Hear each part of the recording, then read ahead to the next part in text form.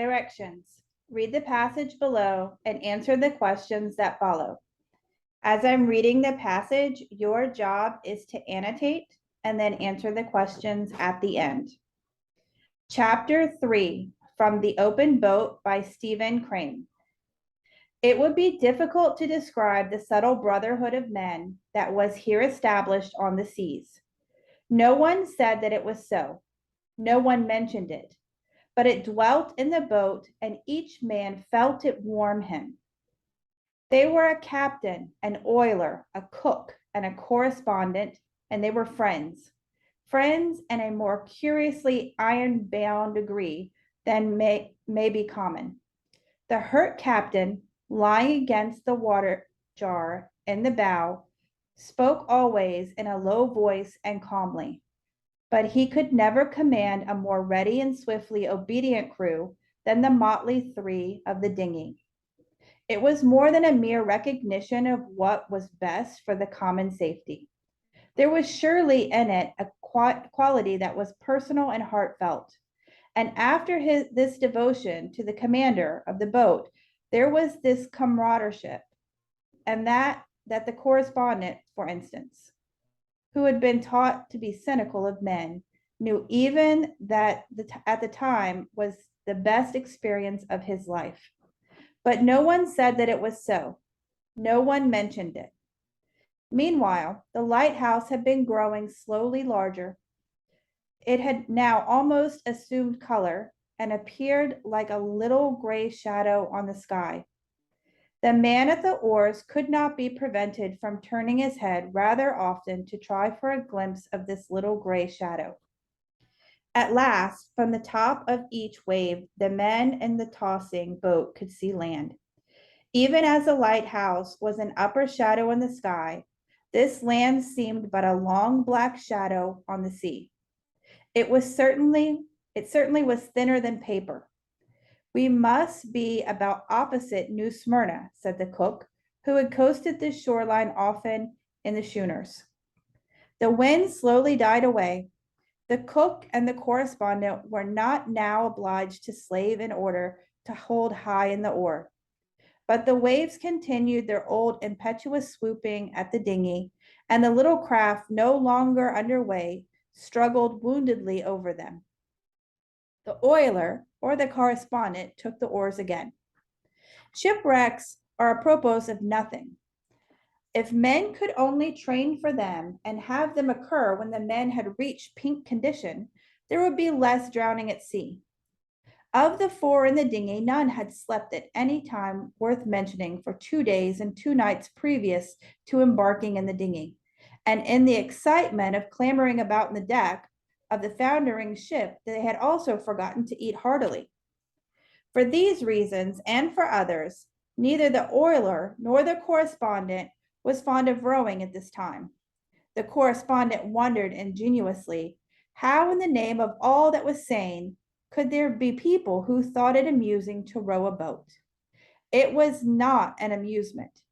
It was diabolical punishment, and even a genius of mental aberrations could never conclude that it was anything but a horror to the muscles and a crime against the back. He mentioned to the boat in general how the amusement of rowing struck him, and the wary-faced oiler smiled in full sympathy. Previously to the foundering, by the way, the oiler had worked double watch in the engine room of the ship. "Take her easy now, boys," said the captain. "Don't spin yourselves. We have to run a surf, and you'll need all your strength because we're sure to have to swim for it. Take your time." Slowly the land arose from the sea. From a black line, it became a line of black and a line of white, trees and sand. Finally, the captain said that he could make out a house on the shore. "That's the house of a refuge, sure," said the cook. "They'll see us before long and come after us." The distant lighthouse reared high. "The keeper ought to be able to make us out now, if he's looking through a glass," said the captain. "He'll notify the life-saving people." "None of those other boats could have got ashore to give word of the wreck," said the oiler in a low voice. else the lifeboat would be out hunting us.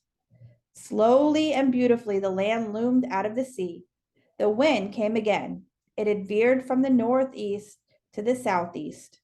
Finally, a new sound struck the ears of the men in the boat. It was the low thunder of the surf on the shore. We'll never be able to make the lighthouse now, said the captain. Swing her head a little more north, Billy, he said. A little more north, sir, said the oiler.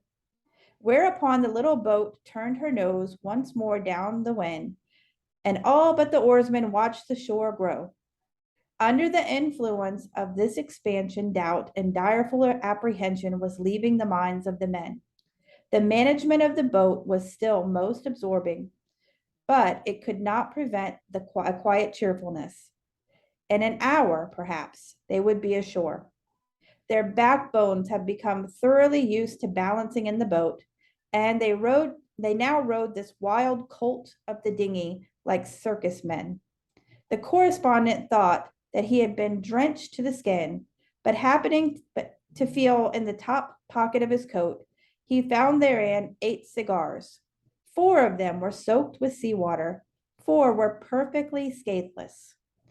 After a search, somebody produced 3 dry matches, and thereupon the 4 waifs rode imprudently in their little boat, and with an assurance of an impending rescue shining in their eyes, puffed at the big cigars and judged well and ill of all men. Everybody took a drink of water. Question number 1. Choose one way that the harsh conditions and remote location of the setting contribute to the theme of the passage. A. They symbolize the character's desire for freedom and adventure. B. They provide conflict that propels the action and character development in the story. C. They allow the author to focus on the environment rather than the character development. D. They permit the author to illustrate the basic principles used to navigate the sea.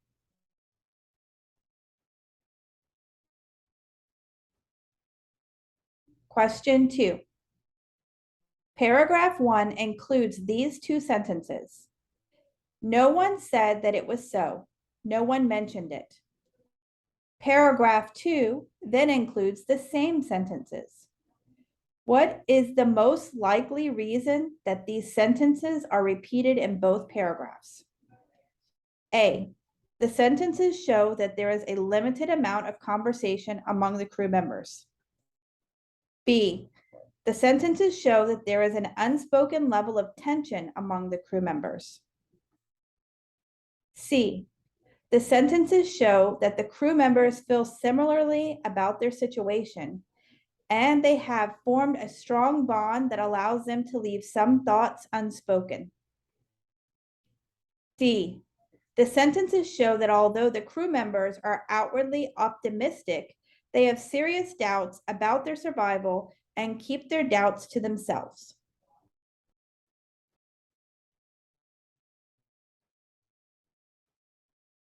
Question 3.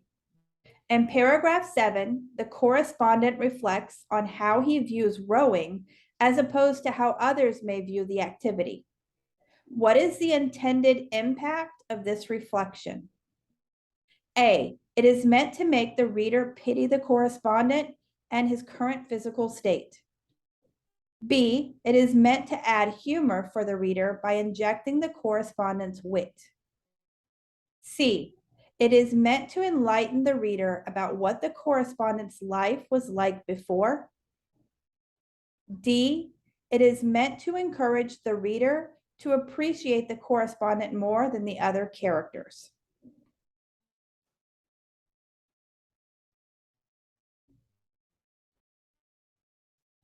Question 4. This is a 2-part question. First, answer part A, then answer part B. Part A. In paragraph 15, what does the phrase impending rescue mean? A rescue occurring against many odds. B, a rescue organized according to rules. C, a rescue involving many people. D, a rescue happening soon.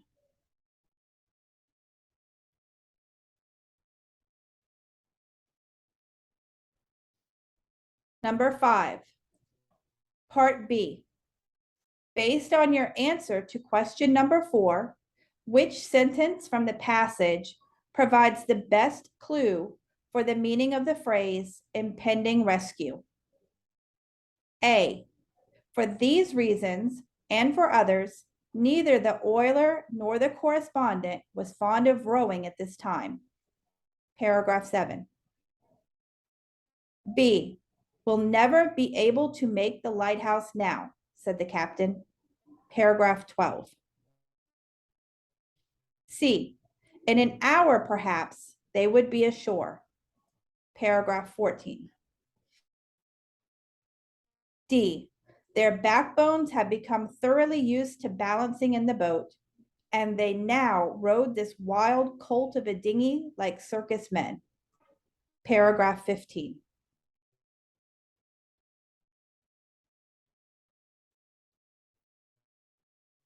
Question 6.